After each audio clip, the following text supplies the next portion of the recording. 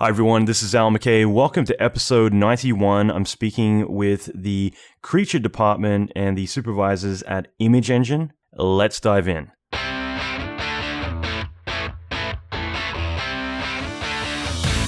Welcome to the Allan McKay podcast. Allan is an Emmy Award-winning visual effects artist and mentor to many leading industry experts. Listen in as Allan talks with other industry leaders in film, video games, and visual effects about their experience, lessons, and methodology. Allan will teach you pivotal advice to fast-track your career, better your skills, and reach your ultimate dream job. Check out the latest episodes on allanmckay.com.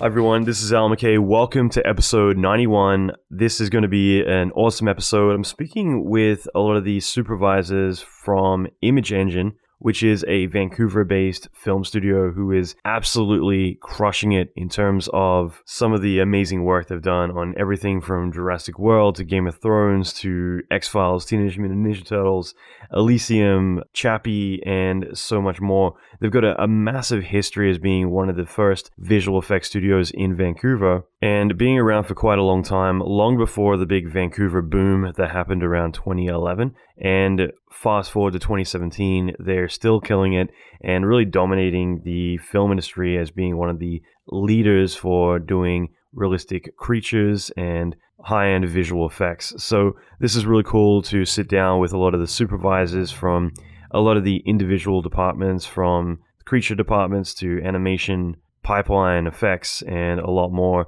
that really kind of represent all the individual departments within a visual effects facility. So this is a lot of fun. I gained a lot of insight speaking with these guys and really understanding a lot of what sets them apart from everyone else and some of the core challenges that they run into every feature film that have allowed them to grow and expand and really dominate their field. So without further ado, I'm really excited to introduce Image Engine. Let's dive in.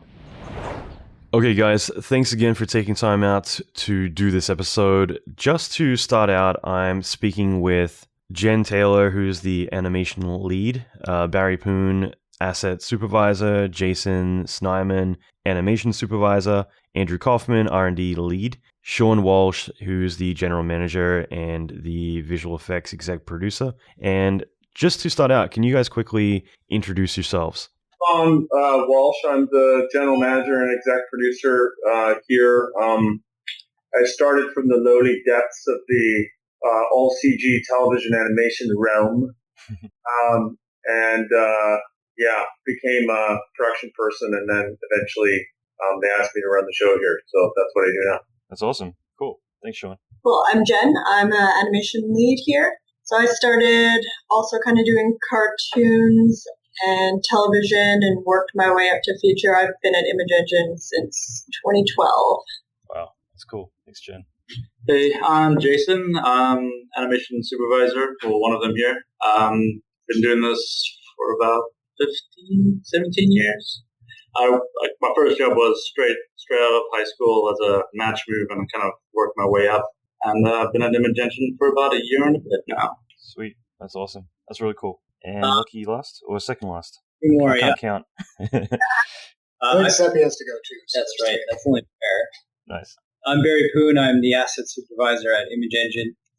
I've been working for a while in the industry on different things from TV to games to film. And I've been at Image Engine for almost 6 years now. More than that? Almost. 2011? Yeah, 6 years. Time flies when you're having fun. No, there's no I match can required. Don't worry. I'm an animator. It's fine. I'm Andrew Kaufman. I'm the R&D lead here. I don't know. I've been here since 2008. Mm-hmm. It's next longest after Sean. Always in R&D, software development, and yeah. That's cool. That's awesome. I guess they don't let you touch any of the animation, tweak any keyframes. We're spheres and locators. That's right. So we keep them off the box. No, that's awesome. That's really cool. And yeah, like I said, I appreciate you guys taking the time to do this. I think this is going to be a lot of fun. Just kind of like diving into a bit of the background of like, you know, Image Engine, what you guys do, as well as some of like the really cool projects you guys have done. I'd really love to know a bit more about Image Engine. I figured Sean would be a great one to kind of pick his brain a little bit about that. Just more in general about the history of Image Engine and just like, a bit of how it's grown over time and how you guys got started, if you want to dive into that. Sure. The company was founded in about 1995. It was sort of spun out from like a graphics department of a company that delivered sort of film or rather video post services locally in Vancouver, sound and editorial and telecine and the odd bit of graphics. And the guys who formed Image Engine originally were three people that worked within that company, and they spun the company out to sort of go out on their own and try to take advantage of what was then like a really growing part of the local film and television industry in Vancouver, which was a lot of television series work. So Poltergeist, Stargate, and some of the original sort of larger, longer running series that were done almost entirely in Vancouver. Mm-hmm. And that company of three grew to sort of a company of 20 or 25 when I joined in 2005. And it was shortly after that we decided that we'd like to grow the company from mostly a television, like HD visual effects company, into something that was capable of doing more than that. And so we struck out and tried to establish ourselves as a film company. And it was a huge transition. We over the following couple of years, we got a bit of film work going and, worked on things like The Incredible Hulk, the Ed Norton version. Got a little bit of notoriety for being like a good, boutique that was working on film work at the time. And then we sort of had this, lucky happenstance to connect with Neil Blomkamp just prior to him getting going in his film career, and landed District 9 and fortunately went on to successfully deliver that project. And that was really the kind of relaunch of the company, I think, is the way to think of it. It's sort of like become the new DNA, or the sort of second kind of big chapter of the company. And then since then, we've gone on to work on almost, the vast majority of our work since then has been feature film work. We still do the odd commercial. We've done an increasing amount of television work again, with the rise of what we big call, budgets. Yeah, higher end television work. Mm-hmm. And that's been a lot of fun, actually. This year we're working on 3 separate television projects for the first time in a long time. But we still, the vast majority of the company is organized around feature film work. And along the way, we've built, a reputation for primarily being a animation house, like a creature and character house, which has been backstopped by like a lot of focus on R&D and development and supporting the teams with kind of an ever-evolving, production glue. It's kind of like what we talk about it as we sort of, custom code that, we're not writing our own sort of 3D package or something, but we're doing a lot of fun stuff that's sort of between major pieces of software that's more related to workflow and how we do the work as opposed to the major pieces. Yeah. Still a big part of the sort of cultural aspect of the company, I think, is some of those things. The vibe around here is built on primarily these performances of characters and creatures and the tools and technology that go around those things, and trying to really kind of create an environment where people actually can do the work. There's a lot of struggle to accomplish things in visual effects, and we've really tried to make it so that artists actually have tools that they can be their best with. Yeah, I think that's really important because, I always look at all the 3D packages out there and as basically being very generally aimed at everyone from architecture, video games, whatever your needs are, but they're not laser focused. And, the flip side of working at studios that are using 100% proprietary software is that there's major upkeep and it's kind of hard to keep that going. Whereas if instead you've got a team of people who are focused on building the bridge between what the software is built to do and what you specifically need to do, it means that you're essentially building the additional pieces that are going to allow you to have a 3D software package that is built specifically for that project and for those artist needs, and be able to tackle, the shots and sequences a lot more effectively. So I've always found like that's like a major strength, is when you have a strong team of people that can allow you to have the freedom to do what you're meant to do, rather than kind of struggling and fighting against the software that is meant to be on your side, a lot of time. But I think that's really cool. We've had recently sort of like a surprising trickle down of like, we didn't realize that in developing some of our own like key pieces of software that it would have a benefit in our ability to actually dip our toes back into television, because the turnaround times and so on were something that, we feared. But, it was interesting. I went to see Andrew, who's in the room here, give a talk like internally to our own teams here about kind of some of the stuff that was going on lately. And one of the most salient kind of comments that came out of that was that there had actually been a transfer of technology to projects like Game of Thrones that really enabled us to, on those particular projects, almost behave like a boutique again. Mm-hmm. So some of the technology has trickled down in a way that we didn't necessarily anticipate when we started to build a sophisticated film pipeline. Right. That's awesome. No, I think it's really amazing. And I think like one thing I wanted to kind of touch base on just quickly, just because like I used to live in Vancouver, but it was like 2009, and like I came from film, and going there I was kind of depressed because it's just like, oh man, there's like hardly any film work going on here. Just a couple of boutique places like yourselves and Rainmaker, a couple other ones like Frantic Films before they were Prime Focus. And as soon as I left, like literally, I think it was like I hopped on a plane and they're like, okay, Allan's gone. Like, let's blow this place up into the biggest visual effects city in the world. And I mean, for you guys, like you've had massive growth, and also while the city's been growing, you guys have been, really dominating, especially in the Creature area. So like, what's your experience been over that time, probably for the last like 10 years as Vancouver's changed, and like, how did you guys really kind of set yourself apart from everyone else?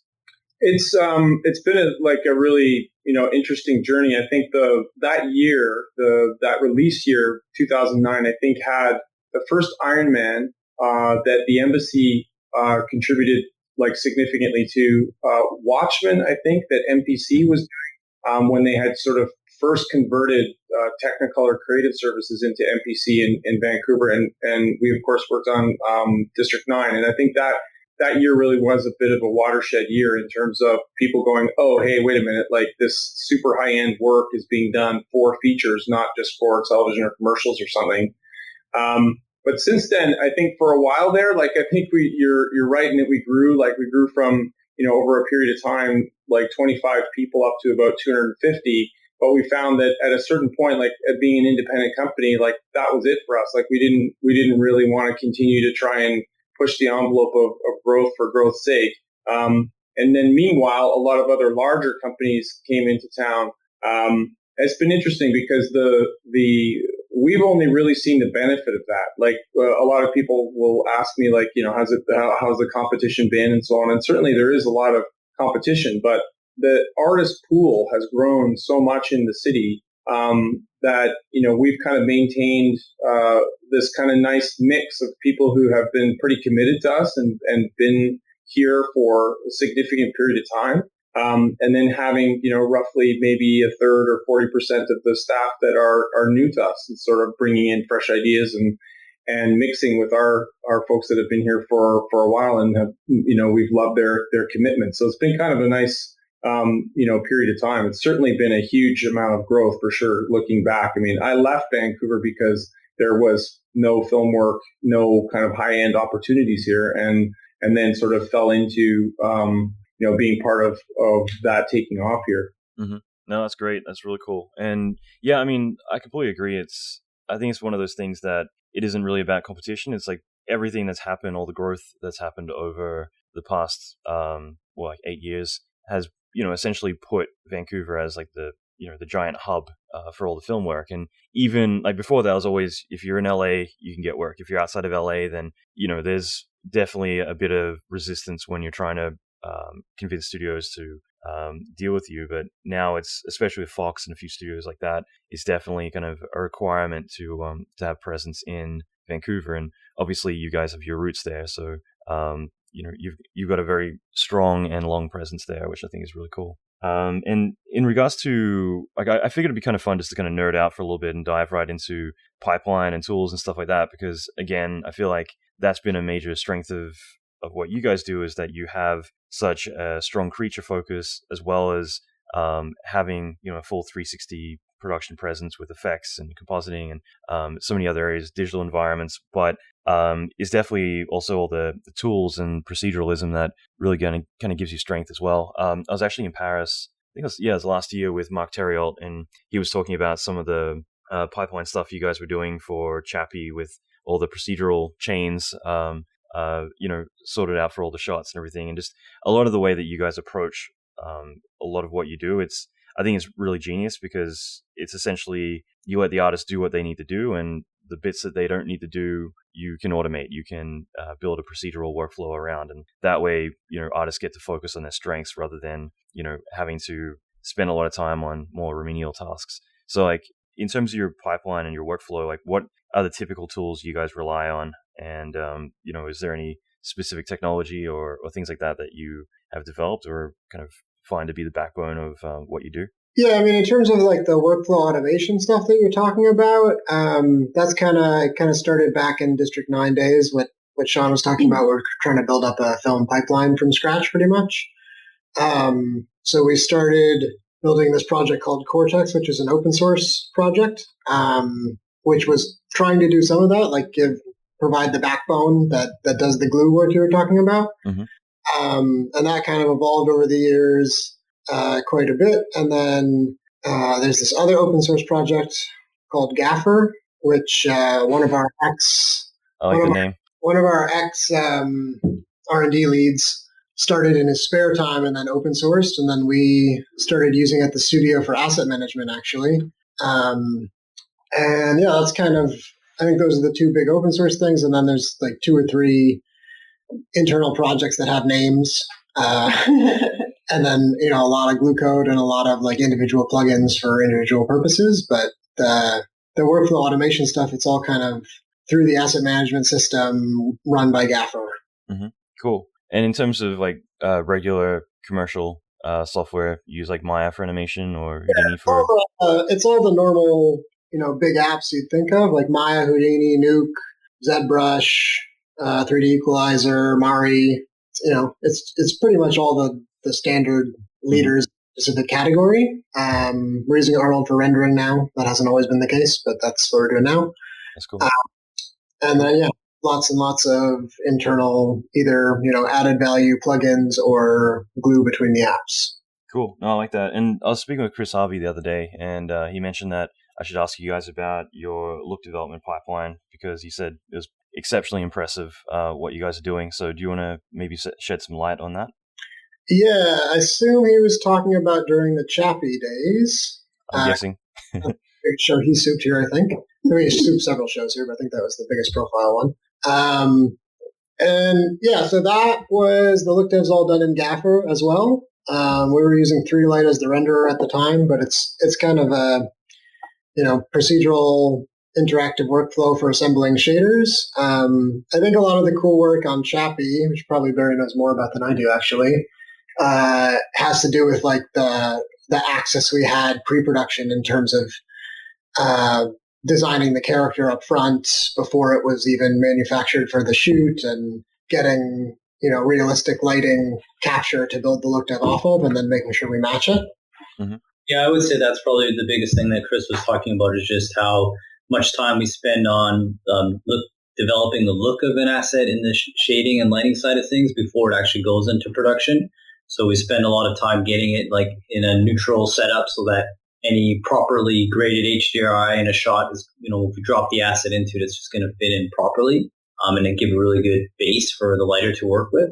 So, I mean, we probably spend a little bit more time, especially when we get into the hero assets, just making sure that they're going to hold up so that once they're in production, then, those assets don't come back very often to our department to get fixes. There's obviously things that do come up that are unexpected, or maybe we need to tweak something to look a little bit better for a shot here or there. But on Chappie specifically, like, we did spend quite a bit of time getting those characters looking great, and not very many things came back. Like, there were some things in the end where we had to do different variations and whatnot that were unexpected. But other than that, like the character held up really well for most of the show, which really helps us. Like when we're not a giant studio, we only have so much time regardless, and so many resources to throw on a show.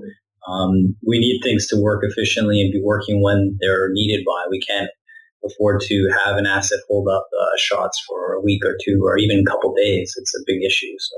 No, that's cool. That's really cool. Actually, just on the subject of that, like, what was the typical production timeline from start to finish on a project like Chappie, and how big usually was a team like that? Chappie ran for the better part of 18 or 20 months, if you include absolutely everything. Mm-hmm.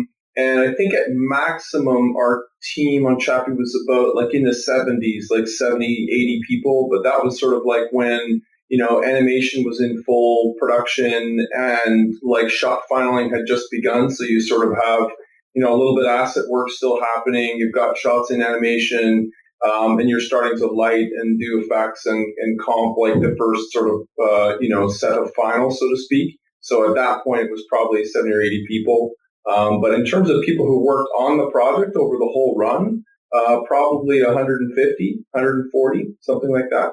Cool. No, that's amazing. Like to be able to turn out that amount of work in an amount of time, like, and keep organized along the way too. I mean, it's pretty impressive. Like for me, again, I'm always kind of curious about this stuff. Like you guys obviously have a really insane amount of creature work that you guys do, and one thing I do really like is the fact that when it comes to shooting, it seems pretty seamless that you can get an actual actor to come in and do their performance, and then you can seamlessly replace that with a digital character. And like, what typically goes into the pre-production, like when you're going out on set and shooting a character and being able to digitally replace them or augment them? Do you have, is everything match moved, or like what typically is your process when shooting and taking it through the whole workflow of getting it into production or getting the shots out? If you look at something like Chappie, there's some additional sort of specific things that we did, but in general, it's usually a combination with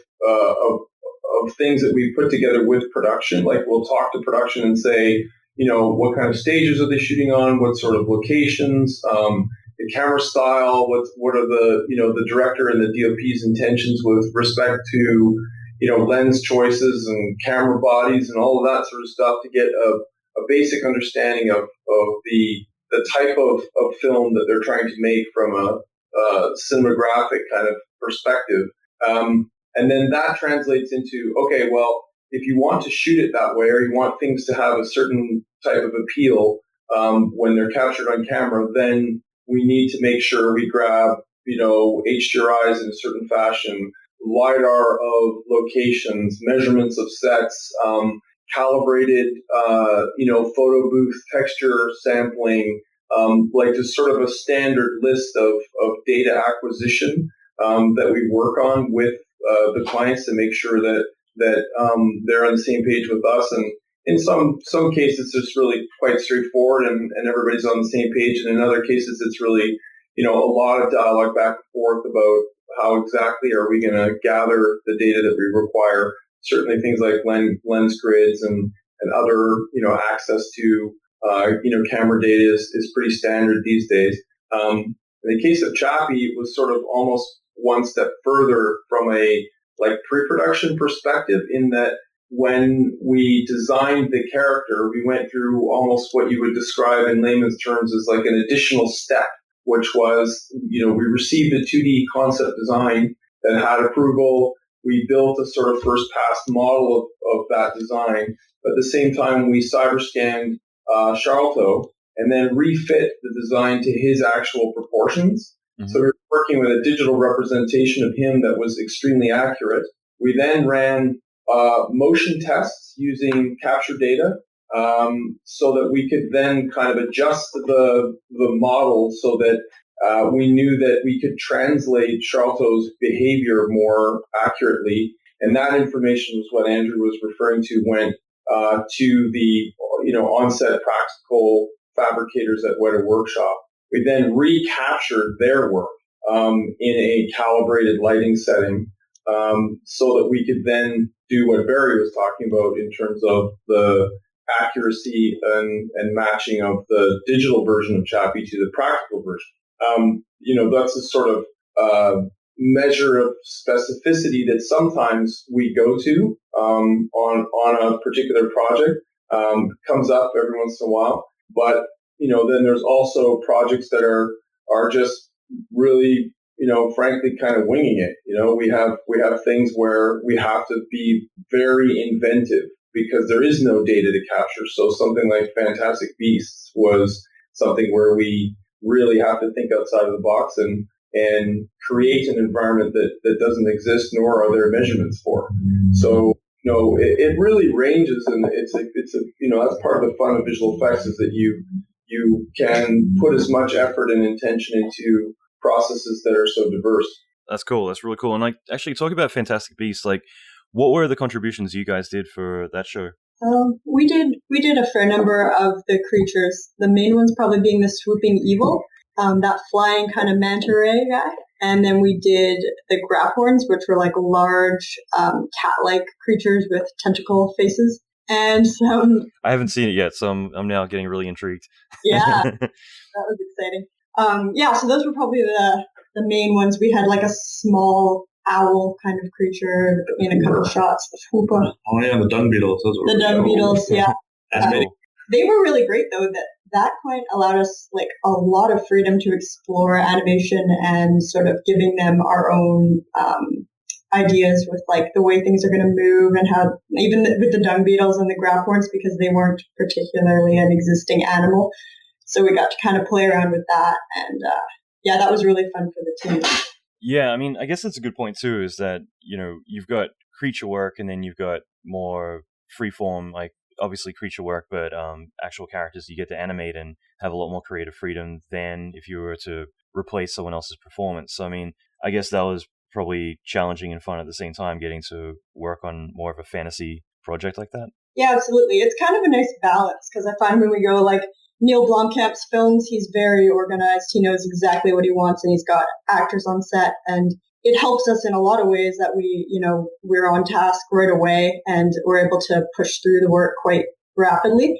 But then, to have the opportunity as well to just kind of have the range to play around and experiment with different creatures is, adds a lot of fun to our day. That's awesome. And what about The Thing? Because you guys did a lot of creature work on that too, right? Yeah. Yeah, for sure. The Thing was, I think, as far as we were concerned anyway, a very underappreciated, film at the time. We were really proud of our work. It was very difficult, creative and technical work because the having a creature that's constantly changing throughout the scenes was really a unique challenge. Oftentimes we'll build one asset and take it really, really far. In this case, it was building many different assets as the creature kept sort of changing throughout the film. And I don't think we've done anything since that has been as kind of, spine chilling,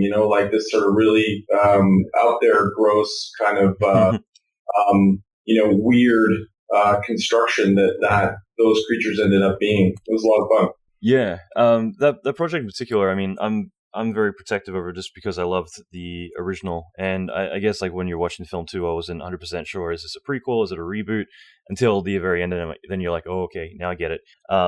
But yeah, I mean, for doing something that, a lot of the time, the problem with CG is that you've got to make it feel acceptable, people can see it and be okay, this looks real, and the stuff you guys were doing was so out there that you would think visually people would just reject it without even really being able to see it for what it is. But I think you guys really nailed it. The look of a lot of it felt so creepy and alien, being in the sense that it's so different. But at the same time, it really worked in the shots. It didn't come off gimmicky at all. It had a really great feel to it. So I was really impressed with what you guys did. What were some of the big challenges on that project? Matthias had a really, I think, strong vision, a really clear vision for what he wanted to do with the film, and was extremely respectful to the original. And I think there was a lot of clear intention in terms of wanting it to be very much in the same world. The way it was filmed, the sort of camera style, everything that went into it. So, one of the big challenges was just that. Like, how do you make a film that is a prequel to something that a lot of people hold so precious, yet it has to also work with a modern audience. We did a lot of fixes and replacements and changes to attempts at animatronic or practical work that in and of itself was beautiful work from a design perspective. But ultimately the studio and the director didn't feel stood up to the scrutiny of a modern audience. And so you're really sort of trying to, overcome that gap. And a lot of the time, I think people don't realize that, visual effects studios really are faced with that challenge, that we are responsible for, creating something that goes beyond what is captured in camera and ultimately has to address that big challenge, which is, does this stand up to what a modern audience is expecting? Because the audience changes every year. That's something that isn't talked about a lot in the context of the type of work that we do, but it's really something that's constantly growing and changing. The expectations of the audience this year are different than they were last year. That's awesome. And I think it's a good point too, just like putting the focus more on the creature stuff. Like, is there any what do you guys think is like the really big challenges with doing creature work, whether it is like pulling off like, the perfect performance, or whether it's the integration and the shaders and rendering, or like, what do you think are the big hurdles that usually you guys face, and it also sets you guys aside in terms of like what you're able to accomplish at the studio? Yeah, I think it's a combination of everything, like the look dev, getting the shaders looking great, the lighting in the scene, the integration in the live action plate if it's a live action scene. But it's also like the small little details you don't ever think about. Like, to animate a character running around is, everyone can kind of do that, really well, and you can get the physics right. But it's like those little details, like the muscle jiggle, or like the skin sliding, or just kind of like little nervous ticks, or any kind of like stuff you can just inject into the character, which is something that we're trying to like really hone in on and like bring to the forefront. That's cool. That's really great. And I was curious too, like, I know you guys worked on Independence Day, Resurgence. Obviously, a lot of people usually remember all the destruction because it's such an over-the-top Emmerich film, but like, you did a lot of creature work on that, like the aliens. Do you want to talk a bit about what you guys were doing on that, and what particularly stood out on that project as being pretty unique to work on? Aliens. It was pretty cool going into that project. That was actually my first show when I joined Image Engine. I just came from a big company and really wanted to be part of a smaller team, like more of a closed vibe. And just like seeing the pipeline and how everything was just super powerful, like was super like kind of exciting for me, because it's just like I could push boundaries for like more like kind of technology that I wouldn't even ask for at another company. But like with the alien itself, we just wanted to keep as close to what the original was doing. So like the nice loose tentacles, the kind of sense that there's like a human inside a suit, but at the same time adding that extra kind of like, scary factor to it. Like one of the cool things that we kind of developed were this like dynamic tentacle rig. So we could actually flap the tentacles around as if they were like the guys on set just waggling these tentacles. So it's like, that's how they did it in the original. Let's just do it in CG and see what that looks like. And it got us really like a long way in getting the look, especially when the alien's hiding in fog. You just got all this kind of movement in the background. A lot of that to just animate, I think it was like 8 tentacles or 7 tentacles, just by hand would have been a pain in the ass. So finding that dynamic approach that we could just layer onto like every single shot was a huge help. And the fact that we had a system in place to do that, at a bigger company, they would have just thrown people at, and they'd just be brute forcing those shots through. But here we had a relatively small team, and we were able to crank through pretty much all the aliens except for the queen alien in the show. We just did all of that in-house. So we did the inner alien that kind of like hangs out in the mothership and plays around on the computer. Comes out. It actually comes out. We killed one of the aliens and had one of those moments where the alien pops out. And the guy did an amazing job with the fluids, and it looked really, really cool. Yeah, the shot looked great. No, I think it's a really good point too, is kind of looking at some of, I wouldn't say classic because it was like 95, 96, but 96, but classic. I know. I feel like a millennial or something now.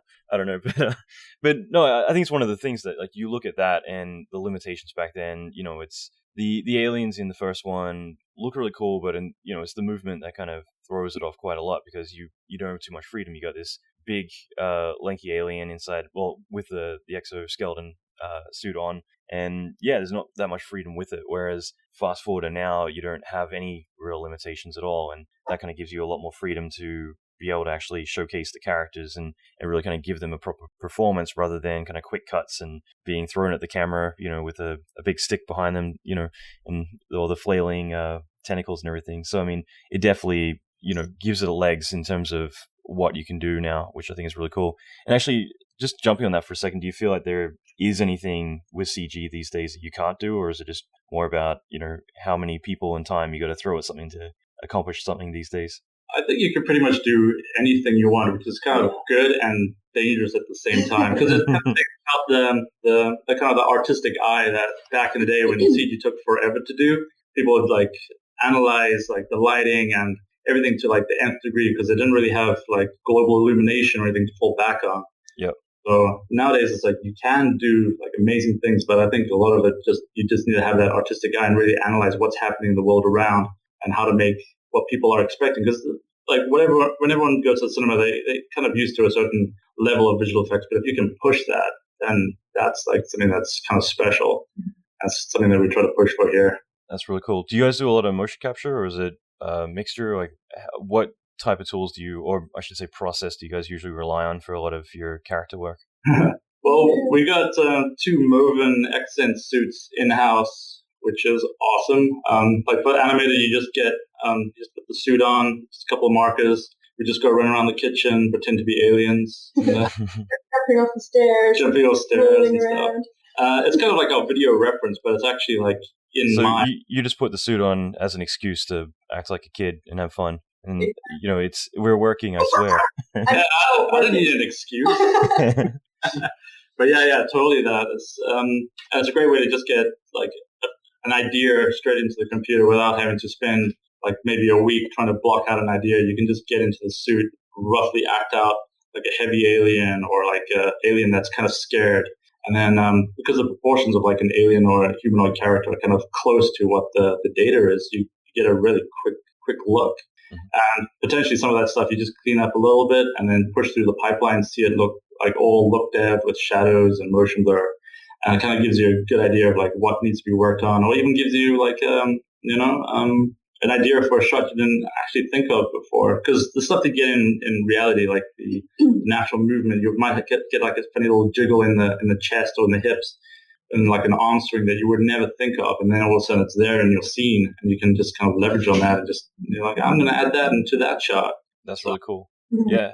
No, I think it's so cool to have that because I mean, you go back a few years, animators, you guys would typically shoot yourself, and I'll elaborate on film, and it's usually towards the end of the project. It's like you go through that phase, but yeah, I mean, you would shoot yourself in film and then look at your performance and look for that stuff. But now you can actually capture your performance and then augment that and either utilize it or have a really accurate reference that you can kind of match up to. So I mean, I think it's cool that you guys have those tools available to you that you can easily be able to do that rather than, hey, we got to schedule a mocap shoot and head down there, do it all, go through the cleanup phase and everything else. You've got something a bit more localized to and accessible to what you're doing. That's cool. Mm-hmm. Yeah, that's great.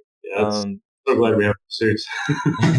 So just in general, like and I guess like everyone's probably gonna have a different opinion about this, but what's your probably most challenging project to date at Image Engine, like, or one that that kind of stands out as like, man, that was a lot of work, but it really paid off in the end? I love Jurassic World. That was my favorite, I think. Yeah, that movie looked awesome. Yeah, it was like probably one of the biggest films we've probably done, and did so well critically. So it was just great having that feedback, and so fun for the animators, and I'm sure all the other departments as well. So that was like high energy, fun show. That's cool. That's really cool. Anyone else, or is it unanimous? Is like Jurassic World was the one? You won. Most difficult project or most interesting? What are you? Well, right now I was just saying more the most challenging, I guess, like in terms of like how the hell do we pull it off? For the software department, I think probably Final Fantasy, at least recently, just because Great. that was a really short timeline, and we'd never done a full CG feature, and we were just kind of all panicking in software, being like, "Are we sure our pipeline can hold up to this?" And it kind of just did. Like, I didn't really need to be involved at all. It just worked. That's cool. That's always a good thing when things work. But that's great. I mean, it looked great. I hadn't seen it till I checked out your updated reel, and I was just like, holy shit! Like this looks pretty impressive. You got to do a double take for a second. It's like, wait, is it CG or real? It's like, oh wait, okay, it's a cinematic. Looks freaking amazing. So yeah. What was the turnaround for that project? It was slightly less than a year, all told. I think it was sort of 10 or 11 months. There was a long sort of preamble where we were talking to them for quite some time before we started. But once we got into it, there was about 6 or 7 months really for what turned into 544 shots of all CG work. Yeah. How many minutes of animation was that? It was about 23 minutes of the film, the third act, essentially. Yeah, that's impressive. That's really cool. That's really amazing. And with Jurassic World, like, did you guys feel? I was just interviewing the id Software team about Doom recently, and I was asking them, like, did you feel that kind of pressure on you, like, not to screw things up, because it's essentially a lot of people's childhoods or adulthoods for some people. So, like, with Jurassic World, how was that? Yeah, I think for sure there was definitely some high expectations put all on ourselves, really, because the first movie was such a big deal for most of us, I think. And you kind of forget about all those movies in between, but you just, because it's been so long, you just think of the original. I think that was what the director was after, was to recapture the original movie. And I think, we all were really excited to work on it, but we did put high expectations on ourselves for sure. I mean, like the original, it's like raptors and a T-Rex, basically. And then on this one, we're doing all the raptors. So it was super cool. Yeah, and like you guys mentioned, that was one of the most challenging. I mean, I imagine it's a combination of the creature work and the environments and integrating both together. But like, what were some of the biggest hurdles you guys had to get over with that project? Well, the interactive sequence of it running through the jungle was a big challenge, obviously, because it was a full CG sequence with CG plants, and they're ripping through them really quickly. And I think that was an awesome sequence that we were all really proud of, for sure, but very challenging at the same time. Yeah, that's great. Part of the challenge with that sequence was just that we didn't really know we were going to have to do the extent of full CG work that we ended up doing. So kind of turning the jets on that midstream was pretty challenging. The team did amazing work. Yeah, I think at the end of the day, like, we run into these challenges and we have really good pipeline to deal with it, but it's really the artists and stuff that help us get through it, like, and the team in the R&D, like, it's the people that actually help us get through these problems, because the experience we have from working on all these other shows and whatnot, like, every show has a different challenge, and we can have whatever software we have in front of us, but without the great people we have here, there's no way we could pull the work off. Yeah, I think the team that kind of came on were so passionate. Like, it was, people were just coming here to work on that project. So I think that really helped out a lot with getting those performances to the level we needed them to be. Like, everyone just wanted, even if it was like, yeah, good enough, it's like, no, they're just trying to just make it as good as they possibly can. Animated the deuce. Yeah, so that was really cool. Just like the energy of that kept everyone really. Yeah, people here are very passionate about their work. Definitely one of the hardest things is to pry assets away from people on the department to say that is enough. Move on to the next thing. It's a good sign when artists are unfinaling shots. It's like, you got to add more to it. That's cool. That's super cool. Like, yeah, I was really impressed. Like, did you guys think that, or did you always approach that sequence intending it to be entirely CG jungle, or did you initially think it would be a mixture of shooting and adding additional, like, interactive elements, or was it like, all right, let's just do it CG, we got complete freedom, let's just go all out? The original breakdown of the sequence had some kind of calculated guesswork on, we're going to shoot some plates and we're going to try to get some stuff in camera and we're going to see how it cuts together and go from there. And I think the sequence worked really well as a live action piece, but the film was coming together well, and the studio was really positive about it, and they wanted to just push it a little bit and make it more dynamic. And so we got licensed at that point to make some of the shots much broader, loosen the camera up a bit, and kind of show more of the landscape that they were traveling through, and be more with the raptors while they were experiencing that sort of run through the jungle at night, rather than observing them. There was sort of like those shots that became kind of, you're tracking with the animals to sort of feel what they feel like when they're going through that environment. Absolutely. That's great. And I know I've been kind of asking a lot about all these different projects, but I mean, you've got so many iconic feature films and obviously cinematics, TV, a lot of different stuff that you guys are doing. So I'm kind of having fun just kind of going through like all the contributions and even the technical stuff that you guys have been doing with these shows. So, but I'm curious, like you guys worked on X-Files, like what sort of work typically were you doing on that? I've only seen a few of the new reboot, but yeah, it looked really great. So, I mean, what were the big challenges in that project? Kind of a mixed bag of stuff. We did some spaceship shots, we did some set extension work, some compositing, but we also were able to touch the alien grays, which was kind of fun for the team because they're such an iconic style of alien, this sort of very straightforward, large, black-eyed. Chris Carter was extremely committed to that particular design of alien. And we basically modified a live action practical actor, and most of our work was localized around replacing the actor's head. Mm-hmm. That's cool. So be able to give it, obviously he's in a suit, so you wanted to give him performance and be able to make him have facial expressions, things like that, or what were you doing? Plus, the practical head didn't look like what Chris wanted in terms of this, iconic kind of Close Encounters style gray alien with the large black eyes. So we had to do that with a CG head. That's cool. What do you think's funner, doing aliens or doing dinosaurs? Alien dinosaurs. I know, it's a given, right? Yeah. I always say you throw a T-Rex in any movie and like every guy on the planet's going to line up to see it. True. I think one of the things to note about those challenges is just that, when you're working on something like Jurassic World, it's really kind of like you're almost making a National Geographic film, like there's this commitment to them being completely believable animals in the scene. Whereas if you're looking at something like Independence Day, our ability to create a photoreal alien isn't the thing that the client is questioning because they believe that we have to do that.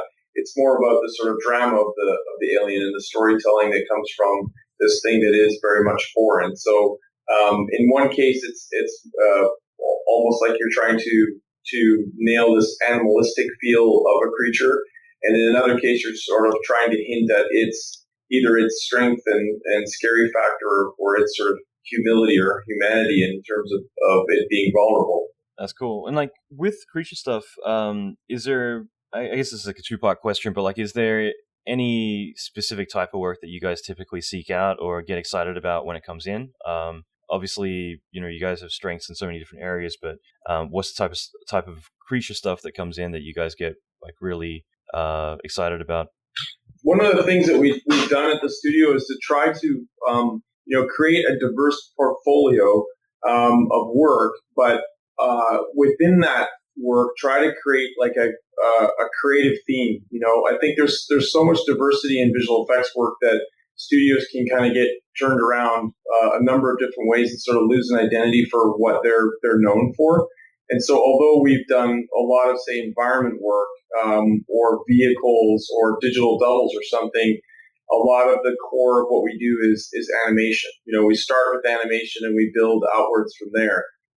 So typically we look at a lot of projects that are like that, even though, the team here was like super excited to work on something like American Sniper, where the only thing we did was compositing. But the projects that tend to excite people the most here are ones that are centered around animation. That's great. And like, how did you guys kind of end up in doing creature work and animation? Was it something that you guys always found to be something that you got excited about and wanted to specifically brand yourself as like one of the leaders for doing creatures and character work? Or was it just kind of a natural progression that you guys started getting those jobs and kind of more falling into that way, and eventually it was like, the main focus for a lot of what you do? It was pretty organic, but the reality of working on something like District 9 drew together a group of people that, we had all, well, not all of us, but a lot of us had worked together before, and we had worked on animation-centric work. And I think that's why, District 9 worked out pretty well, and it kind of became that sort of, touchstone for people in terms of the identity of the company. Mm-hmm.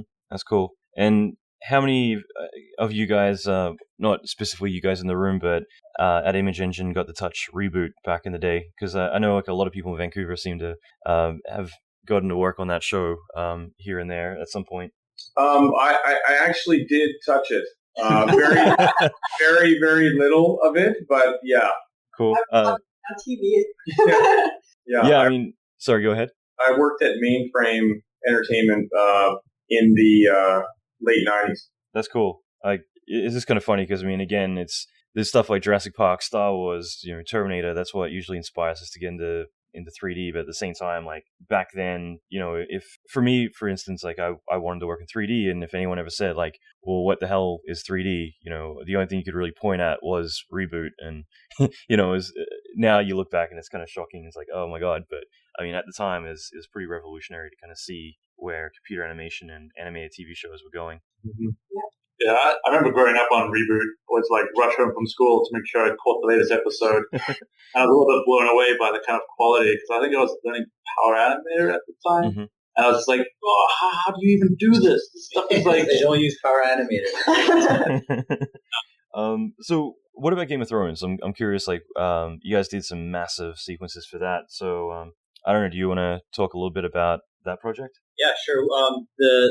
I guess season 5 and season 6 that we worked on, most of the stuff that we did was killing people and set extensions. So, which is great work, but if you're a fan of the series, it's a bit traumatizing because you're getting spoilers very quickly. So, Yeah.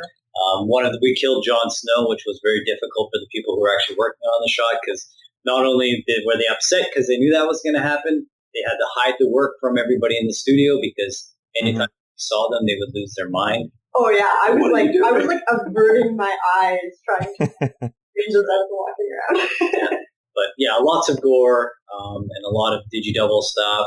Last season, I think it was Shadrick. We had to replace part of his face for a bunch of shots because the client wanted to make his face look more frostbitten and stuff than what they were able to do on set. Mm-hmm. So that was a big challenge, because that kind of came in late and unexpected, because they were hoping that the practical stuff would work. And given that it's a quick turnaround, we had to basically replace a good portion of his face in a very short period of time. So it's like, I think what Sean and other people have said today already was, we don't really differentiate our pipeline from show to show. Like, it's the same pipeline for everything. So it allows us to do high quality work quickly and on the smaller shows. But there was also like a lot of big procedural set building on both those seasons, I think, like the Ice Wall in season 5 and then the Citadel Library in season 6. Yeah. And even the Ice Wall in season 6. Because in season 5, when we were working on the Ice Wall, in the past it's been mostly a matte painting approach, and even here in season 5 we did do a bit of that. But season 6 we really pushed it. We were like, okay, this Ice Wall comes up over and over again. We just need to spend the time to actually make it work properly as a CG asset. That was pretty good. That's great. No, it's really amazing what you guys pulled off. And I could ask 1,000 more questions, but I mean, it's been really great just to kind of get some insight into all the amazing work you guys have been doing. I did have one last question, just because I think a lot of people would be curious. What do you guys typically look for when artists are applying for work at Image Engine? Do you think it's important that people have at least some technical ability, either beyond a script or at least have that technical understanding, or is it more depending on what department they go into, or what do you typically look for when you're hiring artists?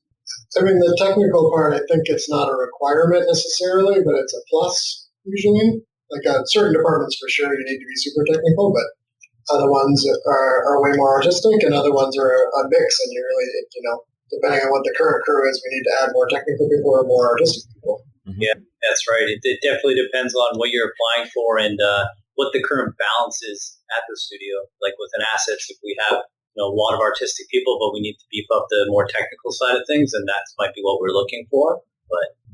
Or we have too many technical people. We need you to bust out the crayons and express your creativity. Yeah. Then animation comes in.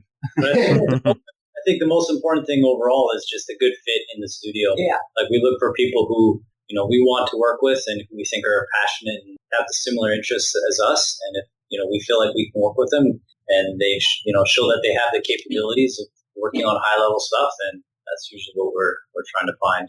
That's great. Number one, too. Yeah. Like even just having an interview with people, like positive attitudes, no big egos, kind of fitting in with our team. That's what makes every day be so great here.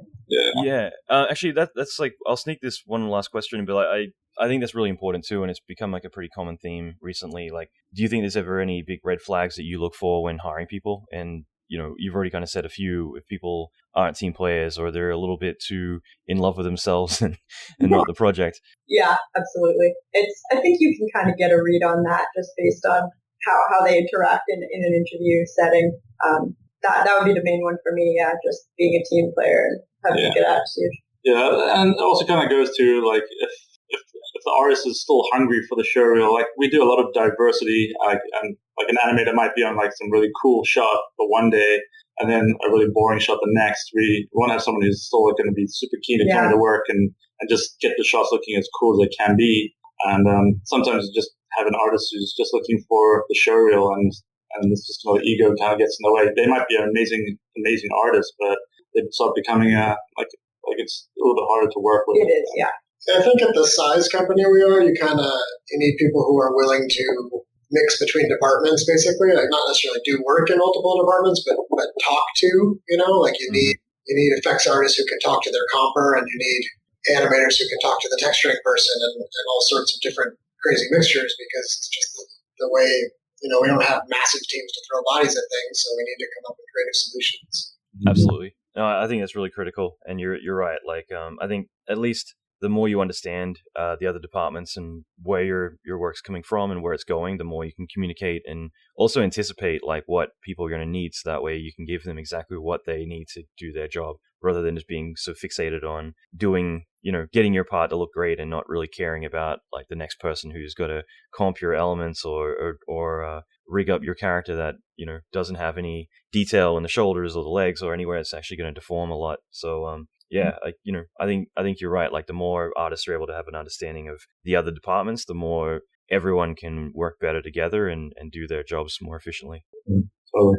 That's cool. Well, I'll leave it there, guys. But again, I want to say thanks. This has been really cool to kind of nerd out about all this stuff and get some insight into all the amazing work you guys have been doing. Seeing that it's Friday, I hope you guys are heading to the bar after this. Yes. Nice. Well, thanks again, guys. I appreciate it. No problem. Thank you. Thanks. Have a good one. Okay, so I hope you enjoyed that episode. I had a lot of fun doing this. Next episode, I'm going to be interviewing Freddie Wong, who is a director and one of the founders of Rocket Jump. I think Freddie's background is freaking amazing. Basically, he gets to make amazing short films and introduce a lot of visual effects into them and just do really cool stuff. They've got a podcast, they've got a TV show, they've got a lot of stuff going on. I had a blast, and is one of those episodes that I wanted to keep it short, but at the same time, I could have gone for days talking about a lot of filmmaking, film process, working with teams, just a lot of insights coming from humble beginnings to really blowing up, especially on the internet. I think he's got like 4 million followers or something on YouTube.